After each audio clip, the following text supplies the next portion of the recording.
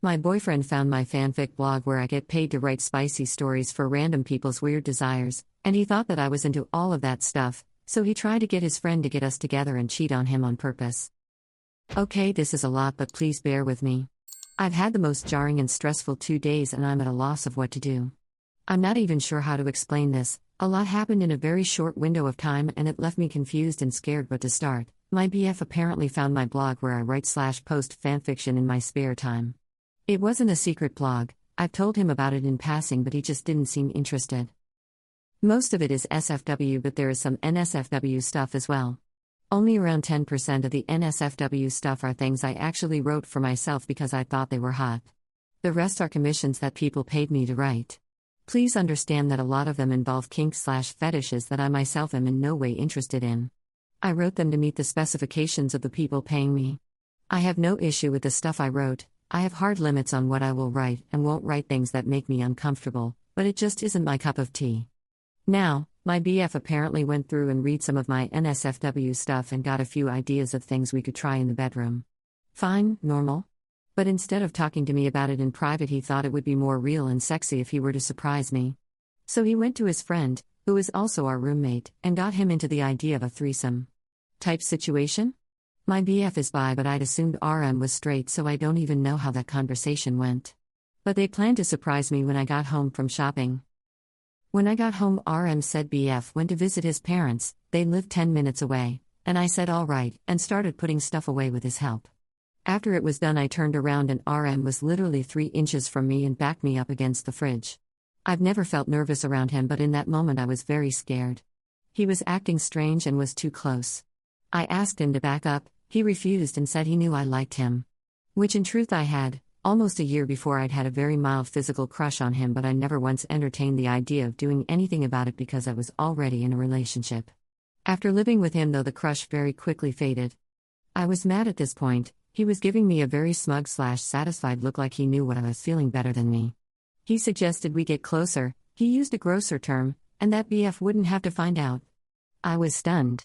RM and BF have been friends longer than I know either of them, which is close to a decade. So to hear him just bluntly say we should cheat together was insane. And I didn't get to say anything besides what? Before he leaned down fast and kissed me on the mouth. Everything happened so fast it felt like I moved in fast motion. I bit RM on the mouth, breaking skin, and when he pulled himself back I didn't hesitate and punched him in the face.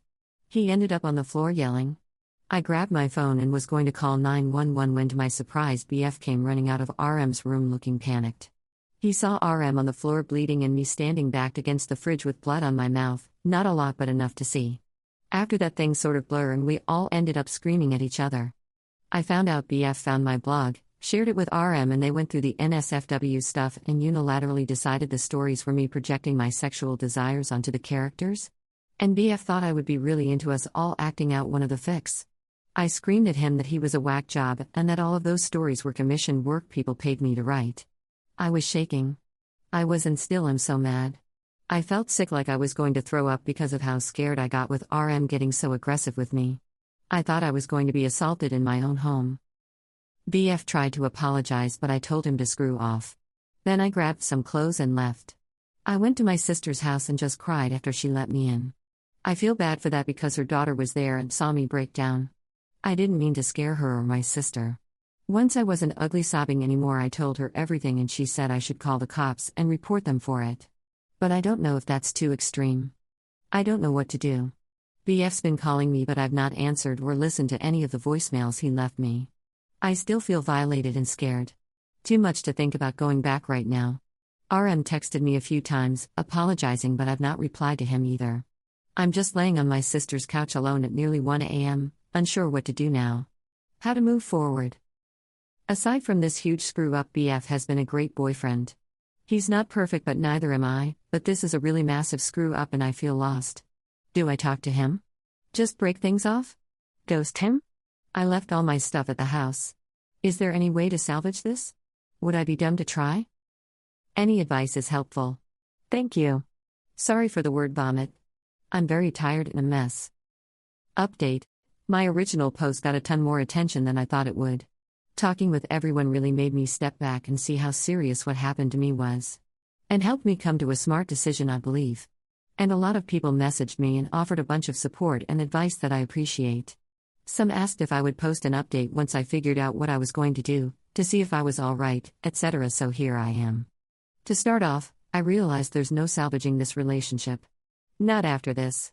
There's no way I can continue to date someone who would actually go through with something this messed up. Especially all on his own, without even once trying to see if it was something I'd even want.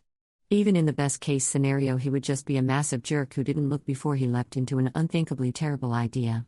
But, worst case scenario, this whole thing was a lot more malicious than I'd like to dwell on. Neither option puts him in a flattering light. So BF is now officially X. A couple days after posting, I finally sat down and listened to / read all the voicemails and texts X and RM left me. I was hoping for some insight into what they were thinking when they did this. But sadly, most of it was just them begging forgiveness in the same breath they used to make excuses for everything.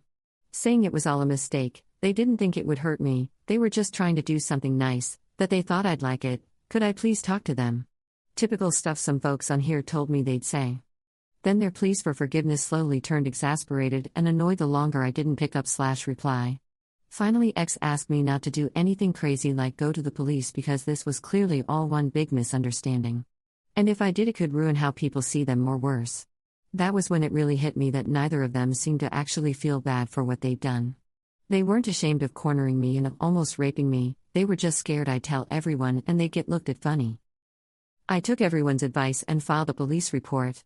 I don't feel like it'll even go very far, but people were right. There needs to be a paper trail in case anything messed up like this happens again, be it to me or any other women they happen to enter relationships with. My sister went and sat with me while I told an officer everything. I even showed them the text messages and voicemails.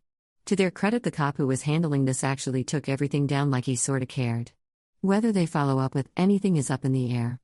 I wasn't ready to meet in person with either of them, but I needed my stuff out of their apartment, so I waited until I knew they were both working. Their shifts overlapped a couple times a week, and when their cars were gone from the lot, my sis, Bill, Mom, and I all came and got my things.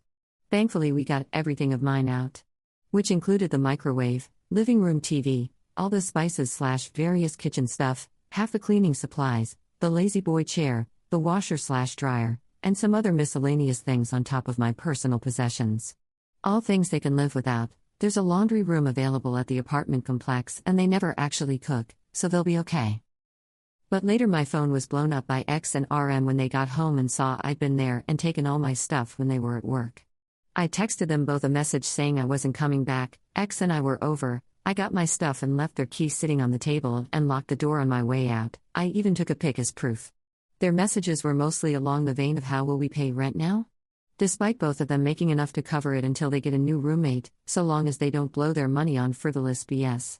I was never on the lease, so legally I'm fine on that front. I also said that I didn't want either of them contacting me in any way, shape, or form from here onward. I was going to block them on everything, and any further attempt to contact me would result in me getting a restraining order taken out on them. I didn't give them the chance to reply before I did, as I said I wouldn't block them. So far they haven't tried contacting me, as far as I know. But we'll see. And finally, I'm still not feeling fantastic, but I feel much better than before. I'm still sorta anxious since everything, but I'm sleeping better now. I'm still going to work, but I did take a few days off to recuperate before heading back to the grind. I'm spending more quality time with my niece and sister / Bill, which is nice. I've set up a remote session with a therapist, and we'll meet them via Zoom soon. I think talking through this will be good for me. I just want to thank everyone who commented and made me realize I'd been badly wronged. I was so ready to let my feelings for X influence my actions on this. I'm glad so many of you talked sense into me. It doesn't matter who someone is to you, friend, BF, GF, etc. If they do something this terrible to you, then they probably don't actually love you. And more than likely don't deserve your forgiveness. Op left a final edit in the comments. Edit, thank you to everyone who offered their advice, it really helped put things into perspective for me. It made me step back and really look at the situation and see what happened was worse than I thought. I haven't spoken to BF or RM yet. But I'm going to be listening to the voicemails and read the texts and then figure out where to go from there. Once everything is over and the dust has settled, then I'll try to update everyone on how things went, but I don't know how long it'll be before then.